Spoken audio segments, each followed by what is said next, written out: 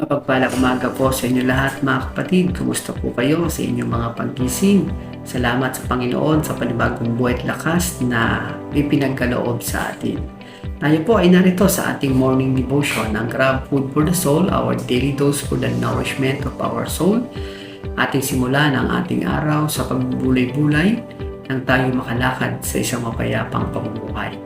Ipapatuloy po natin yung ating topic, itong mga mapapalad. Kaya ngayong umagang ito, ang ating namang pong pamagat ay ang mapalad ang mga nahahapis. At ang ating batayan talata ay masusumpungan sa kasunod ng talata na ating batayan noong Monday morning. Noon ay Matthew 5:3, ngayon naman po ay Matthew 5:4. At ang ganito ang sinasabi, mapalad ang mga nagdalamhati sapagkat aaliwin sila ng Panginoon Diyos. O sa ibang salin ay mapalad ang mga nahahapis sapagkat aaliwin sila ng Panginoon Diyos. Salamat at purihin ng Panginoon Diyos sa ating pagbasa at pagkarinig ng kanyang mga banal na salita. Ang wika nga po, mapalad ang mga nagdadalamhati o nahahapis o ang nakararamdam ng gracious sorrow or godly sorrow. Ang wika po, may dalawang mahalagang manifestation ang godly sorrow. Una, Ang pagkalungkot at pagkabagabag sa tuwing makakagawa tayo ng kasalanan, pagkukulang o pagkakamali. Sino ba sa atin ang hindi nagkakamali? Sino ba sa atin ang hindi nagkakasala? Walang sino man sa atin ang perpekto sapagkat Diyos lamang ang ganap o perpekto. Ang wika nga ni Apostol Pablo sa Roma 3:23, sapagkat ang lahat ay nagkasala at walang sino mang nakaabot sa kaluwalhatian ng Panginoon Diyos. Pero mapalad ka kung nababagabag ka kapag ikaw ay nagkasala. Nakukonsensya ka kapag nasaktan mo ang iyong kapwa. At kung nalulungkot ka kapag nagkukulang ka sa Panginoon. Ang pagkahapis sa paggawa ng kasalanan ay siyang salalayan ng isang tahimik at mapayapang lipunan. Anumang lipunan ay mawawasak kung ang mga mamamayan nito'y wala ng habas sa paggawa ng kasalanan laban sa kanyang kapwa. Kaya ang wika po, ang pagkalungkot at pagkabagabag sa tuwing makakagawa tayo ng kasalanan o pagkukulang maging sa pagkakamali. Pangalawa po, ang pagkalungkot o pagkabagabag sa tuwing makakagawa ng kasalanan, pagkukulang o pagkakamali sa ating kapwa. Hindi sapat na makadama lamang tayo ng pagkabagabag at pagkalungkot sa sarili nating pagkakasala o pagkakamali. Kailangan ding malungkot at mabagabag tayo sa pagkahulog sa kasalanan ng ating kapwa. So, minsan baka tayo ay natutuwa pa kapag nakita natin ang isang kapwa natin na nahulog sa kasalanan. Ang wika po, dapat tayo ay malungkot at mabagabag. Kailangan itong magtulak sa atin upang makisangkot sa pagbimisyon, maging aktibo sa pagsaksi sa kabutihan ng Diyos, umayo at ibalita sa iba ang ginawang pagliligtas, pagpapatawad ng Diyos sa pamamagitan ng ating Panginoong Hesus. Inaaliw ng ating Panginoon Diyos ang mga nahahapis upang sila man ay magbigay kaaliwan sa iba na mga nahahapis. Si John Henry Jowett, isang devotional writer, ay nagsabing, God does not comfort us to make us comfortable, but to make us comforters. Napakaganda po mga kapatid, ating ulitin.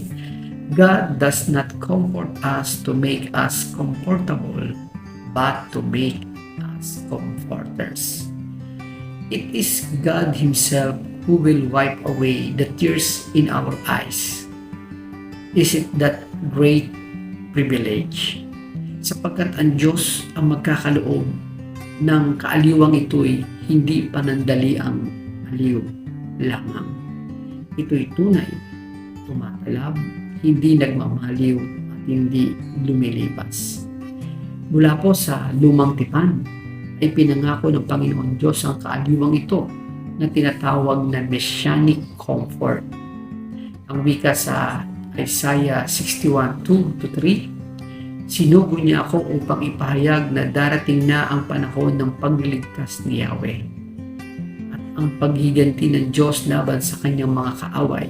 Sinugo niya ako upang aliwin ang mga nagluluksa, upang pasayahin ang mga tumatangi sa Zion, kaligayahan sa halip na bigyan ng kapigatian, awit ng kagalakan sa halip ng kalungkutan.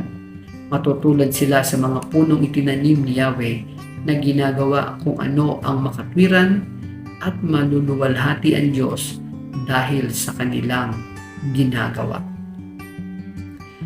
Kapag tayo'y nahahapis dahil sa nagawa nating kasalanan, ito higit pa sa dikta ng konsensya.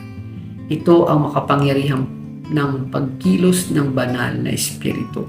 Ang wika nga po sa John 16:7-9, subalit sinasabi ko sa inyo ang katotohanan, ang pag-alis ko sa ikabubuti ninyo, sapagkat hindi paparito sa inyo ang patnubay kung hindi ako aalis. Ngunit pag-alis ko, isusugo ko siya sa inyo. Pagdating niya, ay kanyang patutunayan na mali ang mga taga-sanlibutan tungkol sa kasalanan, tungkol sa katwiran at tungkol sa paghatol ng Diyos. Patutunayan niya ang tungkol sa kanilang kasalanan sapagkat hindi sila naniniwala sa akin.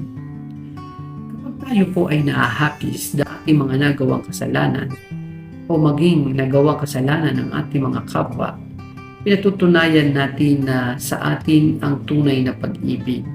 Tulad ng sinasabi sa Roma 12:9-10, maging tunay ang inyong pagmamahalan, kasukluman ninyo ang masasama at pakaibigin ang mabuti. Magmahalan kayo bilang magkakapatid at pahalagahan ninyo ang iba ng higit sa pagpapahalagan ninyo sa inyong mga sarili. So ito po mga kapatid ay napakagandang paalaala sa atin na tayo ay dapat na mahapis din doon sa mga taong nakagawa sa atin ng mga kasalanan. At sa halip na tayo ay gumanti, ay patuloy nating iparanas ang pagpapatawad at pag-aabot ng ating mga kamay sa mga taong nakagawa sa atin ng kasalanan. Ang mga turo ng Panginoong Hesus ay kabaligtaran ng sanlibutan. Sinasabi ng sanlibutan, huwag mahapis.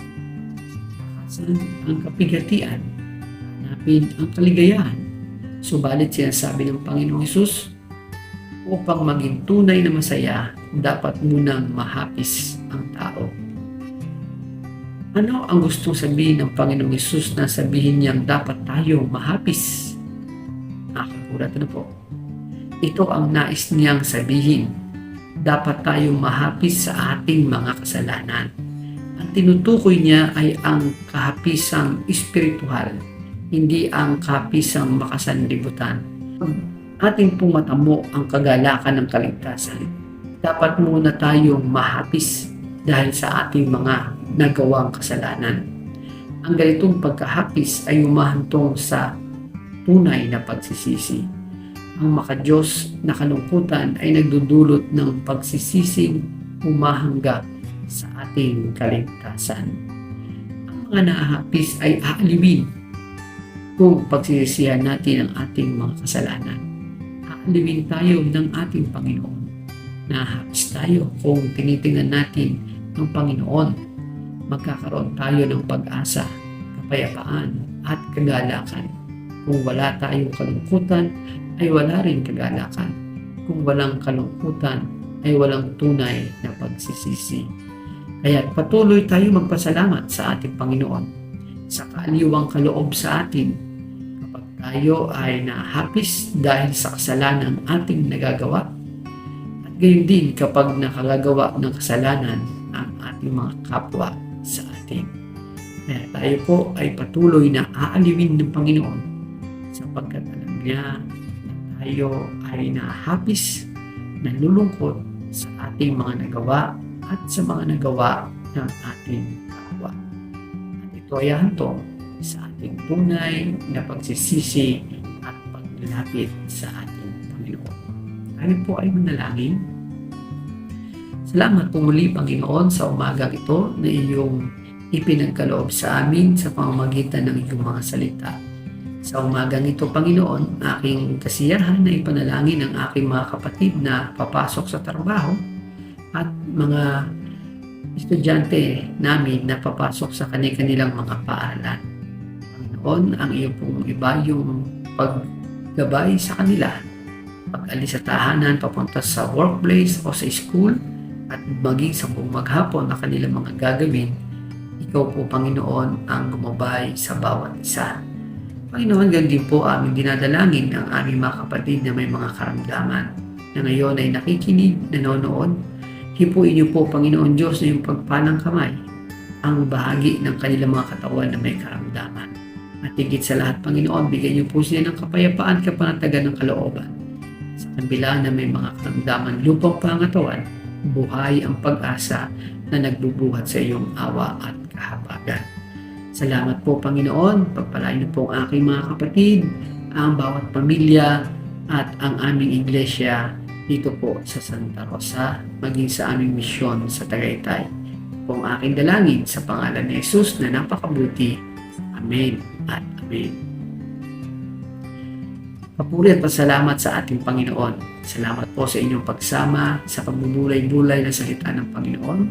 A friendly reminder po sa bawat isa sa atin, be Christ-like in your workplace today, mayo at maglingkod.